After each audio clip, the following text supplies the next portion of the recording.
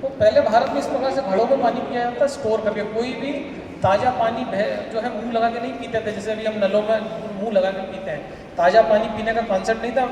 पानी को सड़ा के बासी करके पिया जाता था, ताकि तांबे में 12 घंटे अगर पानी रहेगा तो सारे बैक्टीरिया तांबा मार देगा, पानी के पीएच को बढ़ा देगा। तो ये सारी छोटी छोटी तकनीकें भारत में थी। कभी भी ताज़ा पानी नहीं पीते थे, पानी को अगले दिन पिया जाता था। आज भी कुछ लोग हैं तो तांबे के बर्तन में पानी रखते हैं और नेक्स्ट डे उसको पीते हैं, है ना। तो उसका पीछे साइंस था। आज विदेशों में अस्पतालों में रेलिंग तांबे के लगाए जा रहे हैं, बाथरूम में कमोड तांबे के लगाए जा रहे हैं, वॉश बेसिन लगाए जा रहे हैं, ताकि इतने सारे लोग वहाँ आते हैं, थूकते हैं, लैट्रिन बाथरूम करते हैं, तो बैक्टीरिया को तांबा ऑटोमेटिक मार दे।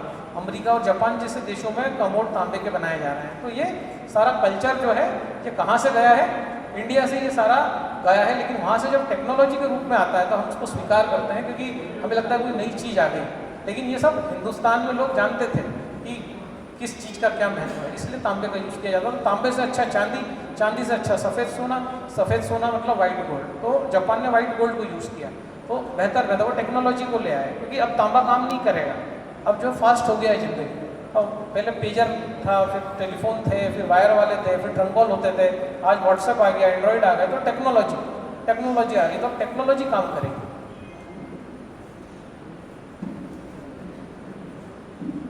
अब ये जो स्तोत्र आया शिव स्वरोदय स्तोत्र, दीर्घायु होने का विज्ञान, ये जो आपको भी हरा नीला सब करके बताया, तो ये जो स्तोत्र है शिव स्वरोदय ग्रंथ, इसके आने के बाद जो है हमारा पूरा जो अप्रोच बदल गया। क्योंकि इस विज्ञान को जब हमने पढ़ा, अभी तो भारत में बहुत लोग बात कर रहे हैं, 8 साल पहले तो मैं ही बात करता था इस विज्ञान पर। आजकल तो भारत में यूट्यूब पर आप डालोगे तो बहुत लोग इस पर बात कर रहे हैं। अब माता पार्वती और भगवान शिव के बीच का कम्युनिकेशन है।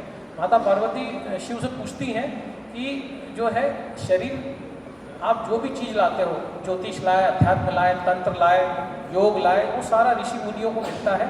तो एक आम जो गृहस्थ व्यक्ति है वो अपने जीवन में ऐसा क्या करे जो उसके जीवन में धन आए, समृद्धि आए, वो अपनी पत्नी के साथ, अपने बच्चों के साथ एक अच्छा जीवन जी सके, उसकी लाइफ को चला सके। उस समय शिव ने पार्वती को जो बातें बोली उसका पूरा एक डॉक्यूमेंट हो गया। हर बार जब भी शिव और पार्वती का संवाद हुआ है उस चीज़ का डॉक्यूमेंट बना है, वो ग्रंथ के रूप में आया है। तो ये जो ग्रंथ आया इसमें शिव ने बोला कि केवल 2 ही चीज़ों से चलता है, प्राण और ऊर्जा। अभी मैं आपसे बात कर रहा हूँ तो ऊर्जा से बात कर रहा हूँ, और मेरी नाकों से जो श्वास जा रही है उसको वहीं से प्राण जाते हैं। मुंह से सांस लोगे तो प्राण नहीं जाते।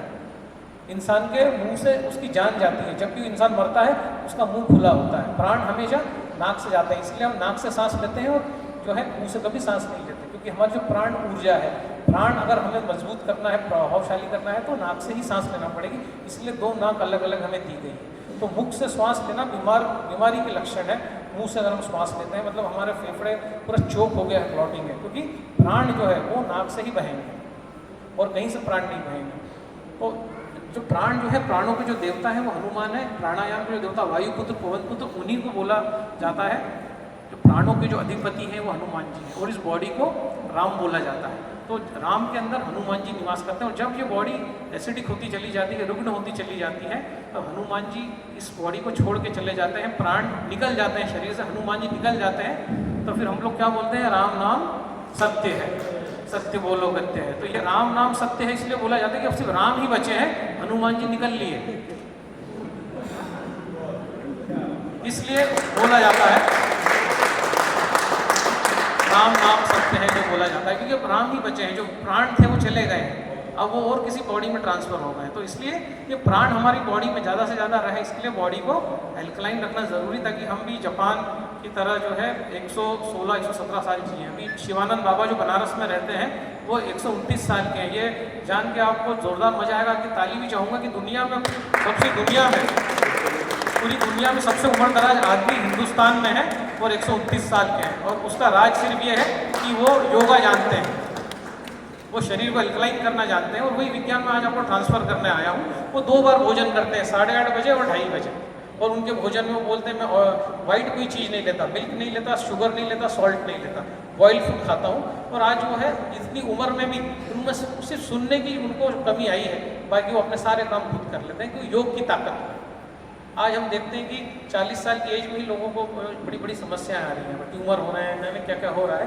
तो ये ऊर्जा जो है ये कम होती जा रही है हमारी, क्योंकि ऊर्जा तभी रहेगी जब हमारे प्राण मजबूत रहेंगे। और प्राण एसिडिक बॉडी हुई, जो भी मर जाता है उसकी बॉडी 100% एसिडिक हो जाती 100% एसिडिक होने पे ही प्राण निकलते हैं, ऐसे नहीं निकलते।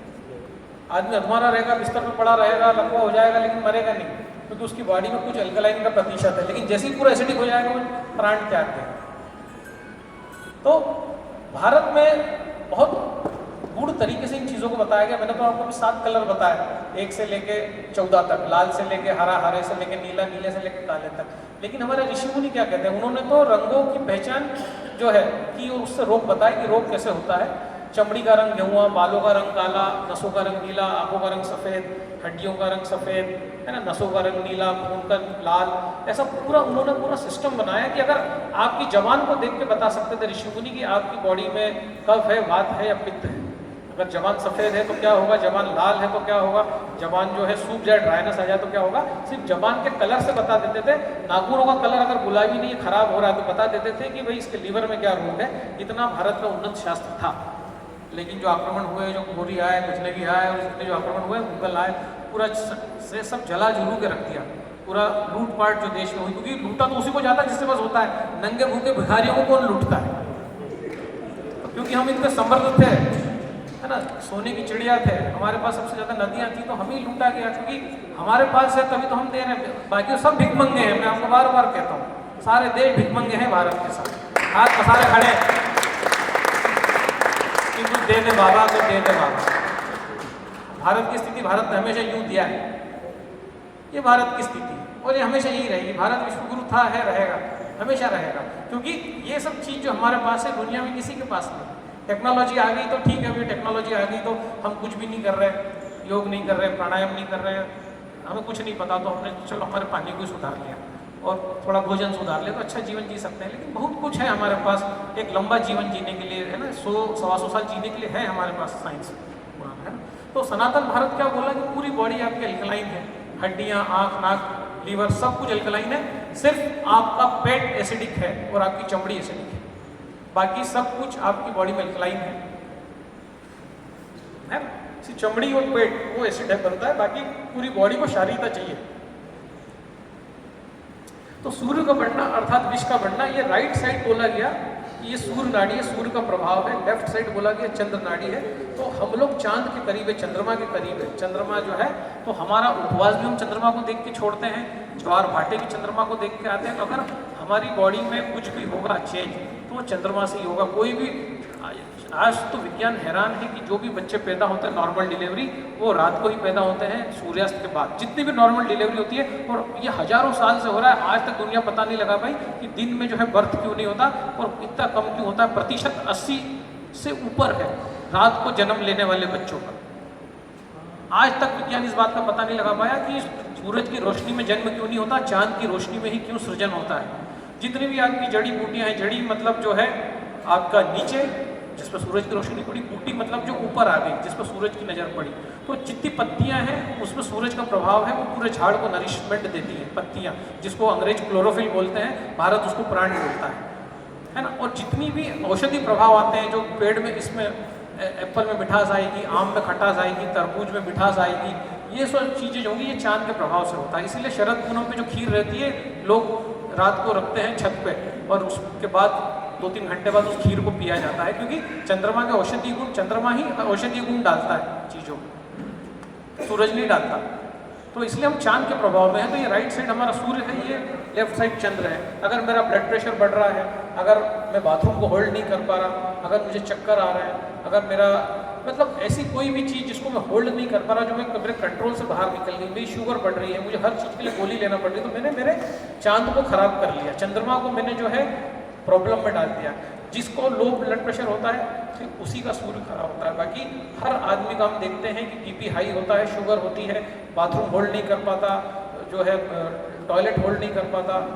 तो ये सारे चंद्रमा शारीरता के, हमने शारीरता को मेंटेन ही नहीं किया। तो अब मेरा अगर बीपी बढ़ रहा है, किसी को अटैक आ जाए तो क्या करेंगे, तो ये लेफ्ट हैंड लेंगे, इसको ऐसे कर लेंगे, ऐसे करने के बाद इसकी मुट्ठी बना लेंगे, ऐसी मुट्ठी बन जाती है इजीली लेफ्ट हैंड की, और इसको फिर खोल देंगे कि मिडिल फिंगर को ही सिर्फ दबे रहने देंगे। जहाँ मिडिल फिंगर दबती है वहाँ पर आपका सुश्रुत कहते हैं मर्म पॉइंट है, जिसको भी ब्लड प्रेशर बढ़ता है, अगर वो इसको दबाएगा अगर आप कहीं ट्रेन में जा रहे हैं और आपको ऐसी घबराहट हुई, आप इसको दबाना चालू कर दीजिए, बस मिडिल फिंगर को यहाँ पे लाइए जहाँ टच होती है, इसको दबाना चालू कर दीजिए, इमीडिएट आपका ब्लड प्रेशर जो है चंद्रमा बढ़ जाएगा, आपका ब्लड प्रेशर इमीडिएट नॉर्मल हो जाता है। अगर आपको हार्ट अटैक भी आ गया, आप करते रहिए, ऐसा दबाते रहिए, आप अस्पताल आराम से पहुँच जाओगे। जब तक वहाँ पहुँचोगे आप बिल्कुल ओके हो चुके हो। ऐसा कई केसेस में हम देख चुके हैं कि आदमी को हमने बोला दबाओ, जब तक अस्पताल नहीं पहुँचते हाथ को दबाते रहो, और अस्पताल पहुँचा वो, डॉक्टर बोलता क्या हुआ है, तो ठीक लग रहा है। इतनी ताकत है इस मर्म पॉइंट में। इसको ताल हृदय मर्म कहते हैं। कश्यप संहिता जिनके नाम से कश्मीर बना, वो कहते हैं कि एक हार्ट थोड़ी दिया भगवान ने आपको, 5 हार्ट दिए, 2 हथेलियों में, 2 पंजों में, और जो है एक यहाँ पे से 5 हार्ट दिए हैं। यहीं पर ये इतने खतरनाक ये मर्म है कि इनको अगर जोर से दबा दिया जाए तो इंसान की जान भी जा सकती है। जीसस क्राइस्ट को यहाँ पे सूली लटकाई तो यहाँ पर उनको कीला ठोक दिया गया, उनका जान चला गया। ये खतरनाक मर्म बोलते हैं शिशु, ये तल हृदय मर्म, जो कृष्ण की जो जान गई, यहाँ पे जो तीर लगा पैरों के बीचों बीच, तो जो है पाद तल हृदय मर्म, पैर के बीच वाला, यहाँ पर तीर लगा, यहाँ पर अगर आपको लग जाएगी चोट तो आपकी भी जान चली जाएगी। ये स्तपनी मर्म, जहाँ पर दशरथ ने जो है श्रवण कुमार को मारा, सीधे उसके यहाँ पर तीर लगा जब वो अपने माता पिता को जो है कांधे पे लेके जा रहे थे। यहाँ पर जो स्तपनी मर्म है, इस मर्म से जो है पीसीओडी ठीक होता है। अगर किसी को वाइट डिस्चार्ज की प्रॉब्लम है, पीसीओडी की प्रॉब्लम है, किसी को मेमोरी खराब हो रही, तो बस दोनों हाथों को जो दबाइए, उंगलियों को करिए, उसको बस यहाँ रगड़ते रहिए ऐसे ऐसे ऐसे ऐसा ऐसा करने से अगर आप रोज 15 से 20 बार ऐसा करेंगे, या इसको इस दबाते रहिए ऊपर ऊपर ऊपर ऊपर, 2-3 तरीके हैं, तो आपका पीसीओडी कभी जीवन में नहीं होगा। आपके जो है सारे फंक्शन, सोचने की क्षमता आपकी बढ़ जाएगी, मेमोरी बढ़ जाएगी। स्तपनी मर्म, तो ये सब बातें हमारे शास्त्रों में बताई गई, की गई, जो है सिंपल तरीके जो आप और हम कर सकते हैं। बच्चे जो है पेपर देने जा रहे हैं तो आपको पता होना चाहिए उसका मैथ्स का पेपर है क्या, मैथ्स है, जिसमें भी आपका दिमाग लगाना है, मैथ्स, गणित है, साइंस है, बायोलॉजी है, तो उसकी सूर्य नाड़ी चलना चाहिए। भोजन करते वक्त सूर्य नाड़ी चलना चाहिए, मल त्याग करते वक्त सूर्य नाड़ी चलना चाहिए। इस प्रकार की कॉम्पिटिटिव एग्जाम जिसमें मैथमेटिक्स है, विज्ञान है, आपको यहाँ से सांस लेना, यहाँ से छोड़ना, ये सब नहीं होता है तो उसको कॉटन से बंद करना है लेफ्ट वाली नाक पर। और जब आप बच्चा संस्कृत का पेपर देने जाए, आपका हिंदी का पेपर देने जाए, तब उसकी लेफ्ट नाड़ी चलना चाहिए। पर जब वो साइंस की बात करे तब उसकी ये, तो उसका पेपर बहुत अच्छा होगा, बहुत अच्छा उसका, जो पढ़े तब भी उसकी सूर्य नाड़ी चले, और जब वो परीक्षा दे तब भी उसकी सूर्य नाड़ी चले, तो आप देखेंगे कि वो अच्छे नंबर आएंगे उसके। ये सारा वर्णित है वहाँ, सूर्य नाड़ी, चंद्र नाड़ी, इतना बड़ा खेल। जब भी आप पानी पीते हैं या औषधि लेते हैं, चाहे आप एलोपैथी ले रहे हो, चाहे आयुर्वेद, चाहे होम्योपैथी, आपकी चंद्र नाड़ी चलना चाहिए। नहीं चल रही तो यहाँ पे कॉटन फंसाना है और उसके बाद औषधि को लेना है, तो औषधि बहुत ज़्यादा फायदा करेगी। थोड़े दिन में औषधि बंद भी हो जाएगी।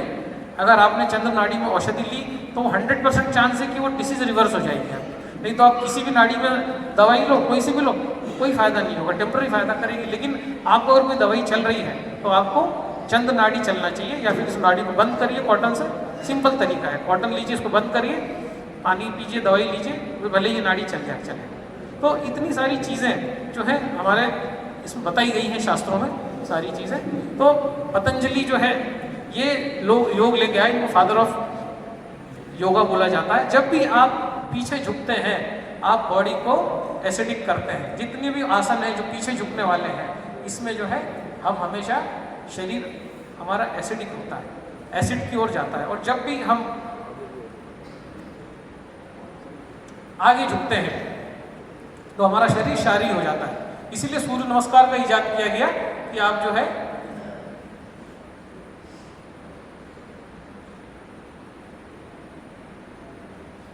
छह बार आगे झुको, 6 बार पीछे झुको।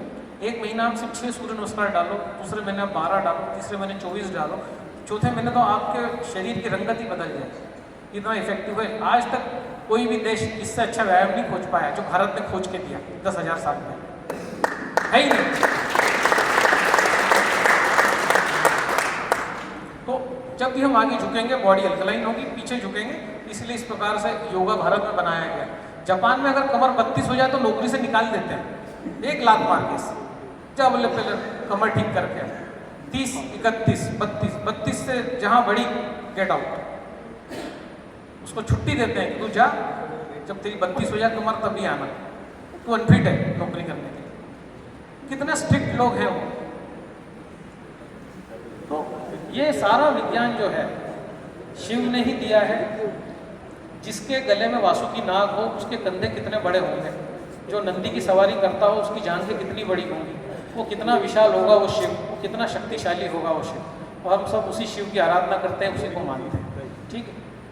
बड़ का जो झाड़ है, उसकी जो जटाएं हैं, बड़ का झाड़ शिव को रिप्रेजेंट करता है। बड़ के झाड़ का जो पत्ता आता है, जिसको भी कमर में दर्द होता है, अगर आप रोज उसका 5-6 बूंद दूध पी पतासे में डाल के पिएंगे तो कमर का कैसा भी दर्द हो 40 दिन में खत्म हो जाता है। बड़ का पत्ता तोड़ेंगे तो उसमें दूध निकलता है, 5 बूंद लेना है 40 दिन में। किसी भी टाइप का कोई भी डिसऑर्डर हो, नसों का, नाड़ियों का, मांसपेशियों का, महिलाओं का, पुरुषों का, कैसी भी समस्याएं हों, बड़ का दूध 5 बूंद अगर रोज हम पिएंगे 40 दिन तक तो वो समस्याएं ठीक हो जाती हैं।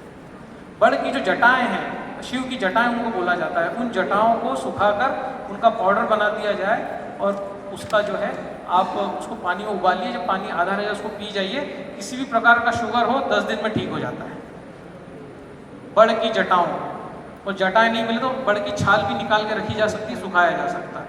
इतना इसीलिए इनको जो है कल्प वृक्ष बोला जाता है कि आपकी हर कामनाओं की पूर्ति करेंगे, आपको निरोग की तरफ ले जाएंगे। रोगी को निरोगी बनाने वाले झाड़ हैं और ये सब शिव को प्रिय है, इसलिए उसकी भी जटाएं शिव के जैसी हैं, बरकत की। वो शिव का स्वरूप है, पर कुछ लोग उसके नीचे दारू पीते हैं। जो ये काम करता है, बड़ और पीपल के नीचे जो इस प्रकार के कार्य करता है, वो जीवन में सुखी रहे ऐसा हो नहीं सकता, शास्त्र कहते हैं। तो इनको हल्के मत लेना इन झाड़ों को। ये आपको सब कुछ दे सकते हैं अगर अपनी वाली पे आ जाए, और आपका सब कुछ ले सकते हैं अगर अपनी वाली पे आ जाए, है ना। तो अब चंद्रमा बढ़ेगा कैसा? एल्कलिनिटी का तो हमने पानी भी देख लिया, हमने गंगा का पानी देख लिया, हमने गोमूत्र देख लिया, और हमने पहाड़ों का पानी बनाने वाली मशीन को भी देख लिया कि ये पानी को भी अल्कलाइन बना देती है, बहुत सारे गुण उसमें डाल देती है। पानी को अल्कलाइन बना दिया, इसने तेल को फाड़ दिया, इसने जो है हल्दी को लाल कर दिया, सब कुछ कर दिया। अद्भुत काम इस मशीन ने कर दिया टेक्नोलॉजी से। कोई इसकी कोई बहुत ज़्यादा कीमत भी नहीं, लाख 2 लाख रुपए की मशीन है ये, और आपको 25-30 साल आपके जीवन की सुरक्षा करती है। तो कोई टेक्नोलॉजी है भाई, जो कुछ नहीं कर रहा उसके लिए टेक्नोलॉजी आ गई कि भाई चलो आप पानी को अल्कलाइन कर लो। तेल खाता है, चलो भैया 11.5 pH का पानी पी ले। सड़ी हुई सब्जी खा रहा है, चलो भैया इस पानी में सब्जी भिगो के खा ले। सारी व्यवस्था टेक्नोलॉजी ने आपको करके दे दी। जो भारत का जो चांदी का पानी था, उसी का और उन्नत स्वरूप हमें जापान ने दे दिया कि ये आप शरीर को अल्कलाइन कर लो, गोमूत्र पी के कर लो, है ना, चंद्रमा को एक्टिवेट करके कर लो, या फिर आप सबसे सिंपल आप पूरे फैमिली को इस पानी को पिला के अल्कलाइन कर दो, सारी बीमारियों से छुट्टी पा लो। अब दूसरा तरीका, तीसरा तरीका, चौथा तरीका, 5वां तरीका हमने सूर्य नमस्कार के बाद आपको बताया कि अगर आप शंख भी बजाते हो तो भी बॉडी अल्कलाइन होती है। रोज इसीलिए मंदिर में शंख बजाने की परंपरा थी, शंख को बजाया जाता है। तो मैंने बोल दिया शंख को बजाना है, बॉडी अल्कलाइन होगी, तो भाई शंख खरीद लो और चाहे जब जेब में से निकाल कर यही करो। तो उसके पीछे विज्ञान क्या है? चाहे पानी पियो, पर शंख बजाने से बॉडी अल्कलाइन क्यों हो रही है? आपका बीपी कंट्रोल में क्यों आ रहा है? आपके हार्ट की धड़कन सही क्यों हो रही है? शंख बजाने के पीछे का साइंस क्या है ना। तो यहाँ शिव कहते हैं कि ओंकार के उच्चारण से भी होता है। अभी हम वो मीटर नहीं लाए, पल्स ऑक्सीमीटर, कि तो ओंकार के उच्चारण से आपकी हार्ट की धड़कन को हम सामान्य करके बता देते हैं। हमने कई लोगों को बताया अभी हरिद्वार में, ओम के उच्चारण से भी जो है आपकी बॉडी अल्कलाइन होती है। जैसी बॉडी अल्कलाइन होगी बीपी डाउन हो जाएगा आपका। तो सूर्य नमस्कार से हो रहा है, आगे झुकने से हो रहा है, ओम के उच्चारण से हो रहा है, चंद्रमा आपका शंख बजाने से हो रहा है, इस पानी को पीने से भी हो रहा है। हर तरीके से बॉडी अल्कलाइन हो रही है। तो ये विज्ञान क्या है? ओंकार के जाप से कैसे बॉडी का बीपी डाउन होता है, ऐसा ये हो क्या रहा है एक्चुअली? शंख बजाने से हो रहा है, ये हो रहा है। तो इसके पीछे का जो साइंस है, चंद्र को यदि बढ़ाना है तो सांसों को धीरे धीरे छोड़ना पड़ेगा, ये इसका सूत्र है। आप जितना धीरे धीरे सांसों को छोड़ेंगे उतना आपकी बॉडी अल्कलाइन रहेगी, उतना आप दीर्घायु रहोगे। यही साइंस जो है हमारे ऋषि मुनि जानते हैं, वो सांसों को धीरे धीरे छोड़ते हैं। जो बात शिव ने बताई है, शिव स्वरोदय में, वो ऑलरेडी जानते हैं उस चीज़ को, इसीलिए वो ऐसी जगह पे रहते हैं जहाँ ऑक्सीजन कम हो। तो आपने धीरे धीरे छोड़ी, तो आपने ऑक्सीजन बार बार नहीं लेना है, जो बॉडी में हुई ऑक्सीजन घूमती रहेगी आपके शरीर में। तो जितना लंबा सांस को छोड़ोगे उतनी जल्दी घुटना ठीक होगा। अभी मैं उस पर घुटने पे भी अभी आ रहा हूँ। तो ये हमारी चंद्र नाड़ी के पैरस, सूर्य नाड़ी, चंद्र नाड़ी। आपकी आंख जो आप झपका रहे हो, पलक जो झपक रही है, जो मैं हाथ को ऊपर नीचे कर रहा हूँ, ये सब चंद्रमा की ताकत से हो रहा है। मेरा शरीर अल्कलाइन है। कई लोगों की तो पलके ही नहीं झपकते, हाथ टेढ़े मेढ़े हो जाते हैं, मुड़ते ही नहीं, क्योंकि उनका सूरज बढ़ गया, उनके बॉडी में एसिड इतना ज़्यादा बढ़ गया कि उनके बॉडी के सारे फंक्शन डाउन हो गए। अब जैसे ही वो बॉडी को अल्कलाइन करेंगे, आँख भी झपकने लगेगी, हाथ भी मुड़ने लगेंगे, घुटना भी मुड़ने लगेगा, सारे सर्किट ही खराब हो गए। क्योंकि मैंने सूरज को इतना बढ़ा लिया, मैंने एसिड को इतना बढ़ा लिया, मैं सुबह से अन्न खा रहा हूँ, अनाज खा रहा हूँ, तेल खा रहा हूँ, तो मैंने ये जो सिस्टम था पैरासिम्पथेटिक, इसको मैंने जाम कर दिया खुद ही। अब मैं सोच रहा हूँ कि कोई शॉर्टकट, कोई गोली, कोई इंजेक्शन, कोई सलाइन मुझे ठीक कर दे, तो ऐसा कुछ नहीं बना है कि आपकी इस पैरासिम्पथेटिक नर्वस सिस्टम को ठीक कर दे। ऐसी कोई चीज़ संसार में नहीं बढ़ी, वो सिर्फ अल्कलाइन करने से होगा। धनिया खाने से होगा, ये पानी पीने से होगा, आप ज्वार खाने से होगा, उन सब चीज़ों से बॉडी अल्कलाइन आपकी होगी। ठीक है, फेफड़ा जो धड़क रहा है, सामान्य जो संकुचन, ये लाल में जो फिगर है, पाचन आपका ठीक है, गैस नहीं बन रहा है, तो आपकी बॉडी अल्कलाइन है। गॉल ब्लैडर में इसमें पथरी नहीं हो रही, मतलब ये अल्कलाइन है। तो ये तो पाचन सुस्त हो जाएगा, गॉल ब्लैडर में पथरी जमने लगेगी, इंसुलिन बनना बंद हो जाएगा। इसके बाद हाथों के सारे फंक्शन, आपके बॉडी में सारे स्त्राव भी तब होंगे जब बॉडी अल्कलाइन होगी, जब शारी होगी, जब चंद्रमा के प्रभाव में रहेगी। इसके लिए हमने बोला कि शंख बजाओ, ओंकार का नाद करो, या फिर इस प्रकार का अपने पानी को अच्छा करके पी लो। चॉइस आपकी है, सूर्य नमस्कार डाल लो, कुछ भी कर लो आप, पर आपकी बॉडी को अल्कलाइन कर लो। अगर आपको ये वाला सिस्टम लाल में जो है इसको सही करना है, तो आपको ये सही करना पड़ेगा। तो किडनी का डायलिसिस का मतलब ही है कि मैंने सूरज को बहुत बढ़ा लिया, किडनी मेरी खराब हो गई, क्योंकि किडनी का काम ही है एसिड को निकालना। इतना काम मैंने किडनी को दे दिया कि अब किडनी ने काम करने से मना कर दिया, वो सिकुड़ गई किडनी, जिसको कहते हैं सीकेडी, क्रोनिक किडनी डिसीज। अब नहीं काम कर पा रही, क्योंकि मैंने सूरज इतना बढ़ा दिया मैंने एसिड को कि अब उसकी भी क्षमता के बाहर हो गया। पहले पेशाब कम हुई, फिर एक दिन छोड़ के आने लगी, फिर बूंद बूंद आने लगी, अब तो पेशाब आना ही बंद हो गई। अब पूरा एसिड बॉडी में घूम रहा है। अब डॉक्टर बोलेगा डायलिसिस करो आप, क्योंकि सारा पॉइजन, सारे टॉक्सिन घूम रहे हैं, क्योंकि मैंने एसिड को इतना ज़्यादा बढ़ा दिया, मैंने चंद्रमा पे ध्यान ही नहीं दिया, है ना। तो हिमालय पर ध्यानस्थ योगियों के दीर्घायु होने का कारण मैंने आपको बताया, वो ऑक्सीजन को ब्लॉक करते हैं। अपनी सांसों को धीरे धीरे छोड़ना, पहाड़ों पर ऑक्सीजन की मात्रा का प्रमाण कम होता है, और यही योगियों के दीर्घायु होने का राज है। अब जिसको भी अपना घुटना ठीक करना है, अपना पीसीओडी ठीक करना है, अपनी आंखें ठीक करना है, बीपी ठीक करना है, वो क्या करेंगे? स्टेम सेल को अगर घुटने तक जाना है, घुटने को रिपेयर करने के लिए, तो स्टेम सेल कब जा सकता है? जब कर्फ्यू न लगा हो। तो जितनी ज़्यादा ऑक्सीजन भरी पड़ी, जितनी तेजी से सांस ले रहे हैं, 1 मिनट में अगर आप 16 बार सांस ले रहे हैं, तो घुटना ठीक नहीं होगा। तो उसके लिए करना क्या पड़ेगा? सांस ली, उसके बाद मैंने सांस को छोड़ा, नाक से छोड़ना है पहले, उसके बाद फिर मुंह से। ऐसे जब सांस को छोड़ देंगे तो सांस अंदर बचेगी नहीं, फिर सांस अंदर लेना नहीं है। अगर मुझे घुटना ठीक करना है तो घुटने पे ध्यान लगाना है कि अब मेरे स्टेम सेल घुटने की तरफ जा रहे हैं, और सांस लेना ही नहीं, तब तक नहीं लेना है जब तक मरने जैसी स्थिति उत्पन्न हो जाए। उसको कहते हैं टेम्पररी हाइपोक्सिया। मैंने सांस लेना ही छोड़ दिया। अब जो सांस मेरे अंदर जो ऑक्सीजन है वो फेफड़े में आ रही है, लेकिन उसको ऑक्सीजन नहीं मिल रहा है, तो वो ब्लड जो है मेरा फेफड़े में आ रहा है, ऑक्सीजन नहीं मिल रहा, वो ब्लड बिना कुछ लिए लौट जा रहा है। अब जो है मेरे स्टेम सेल घुटने की तरफ दौड़ेंगे, मेरी फेलोपियन ट्यूब खुल जाएगी, मेरे पीरियड्स ठीक हो जाएंगे, मेरा वाइट डिस्चार्ज ठीक हो जाएगा, क्योंकि अब मैं हवा ले ही नहीं रहा हूँ, अब जो अंदर हवा है उसी को यूटिलाइज कर रहा हूँ। तो आप ये जब करोगे तो आपका ऑक्सीजन का लेवल गिर जाएगा। अभी हम मीटर नहीं लाएंगे तो आपको यहाँ करके दिखाते हैं। 98 से वो सीधे 92 पे आएगा, जब अभ्यास करोगे तो 82 पे चला जाएगा, और उसी से आपका ब्लॉकेज भी ठीक होगा। ऐसा 5 बार करना है। सांस को नाक से छोड़ना है, फिर मुँह से, वो लेना ही नहीं है, फिर जब तक बेचैनी न हो लगे प्राण चले जाएंगे। अगर आप 5 बार भी करते हैं तो भी मैं इस बात की गारंटी देता हूं कि आपका घुटना ठीक हो जाएगा, पीसीओडी ठीक हो जाएगा, थायराइड ठीक हो जाएगा, स्पर्म काउंट बढ़ जाएगा, इरेक्टाइल डिसफंक्शन है ना, लिंग का खड़ा ना होना, वो भी ठीक हो जाएगा, प्रजनन शक्ति बढ़ जाएगी, सारा कुछ टेम्पररी हाइपोक्सिया से हो जाएगा। सिद्धासन, जो लोग इसमें बैठते हैं ऋषि मुनि जानते हैं, जब आप पिरामिड जैसे बैठ जाओ, पिरामिड को तो सभी ने देखा होगा, पिरामिड के आकार से जब अपन ऐसे बैठते हैं, पिरामिड के अंदर आप टमाटर भी रख दोगे ना, साल भर सड़ेगा नहीं। ऐसे डाइनिंग टेबल पर रख दोगे तो सड़ जाएगा। पिरामिड में आप रख दो, महीनों महीना वो टमाटर पड़ रहा है, उसमें बदबू नहीं आएगी। इसलिए पिरामिड का आविष्कार किया गया। पिरामिड में लाशों को हजारों साल रखा गया, उनको कुछ नहीं पोतना पड़ता। कोई मर गया उसको पिरामिड के अंदर रख दो, वो हजारों साल ऐसे ही पड़ा रहेगा, उसकी बॉडी नहीं सड़ेगी, क्योंकि पिरामिड का जो आकार होता है, उस आकार में जब हम बॉडी को करते हैं तो हमारी बॉडी भी सड़ना बंद हो जाती है। तो यहाँ मैंने बताया कि पानी में हमने एंटीऑक्सीडेंट पैदा किया, पानी में झाग पैदा किया, पानी को नीला बना दिया, पानी के अंदर हमने एंटीऑक्सीडेंट डाल दिया, पानी को माइनस में कर दिया, गोमूत्र माइनस में, मतलब हमने पानी को एंटीऑक्सीडेंट बना दिया। यहाँ अगर मेरे पास अगर मैं ये करता हूँ तो भी मेरी बॉडी में इलेक्ट्रॉन्स बढ़ जाएंगे, क्योंकि मैंने बॉडी को पिरामिडल कर लिया।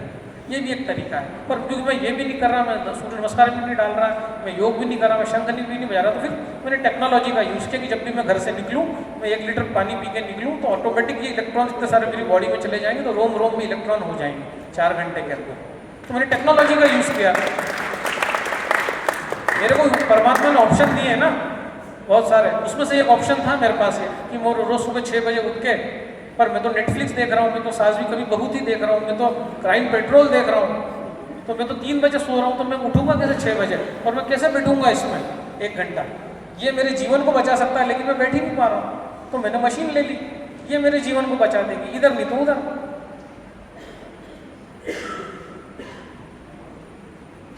क्या हो गया?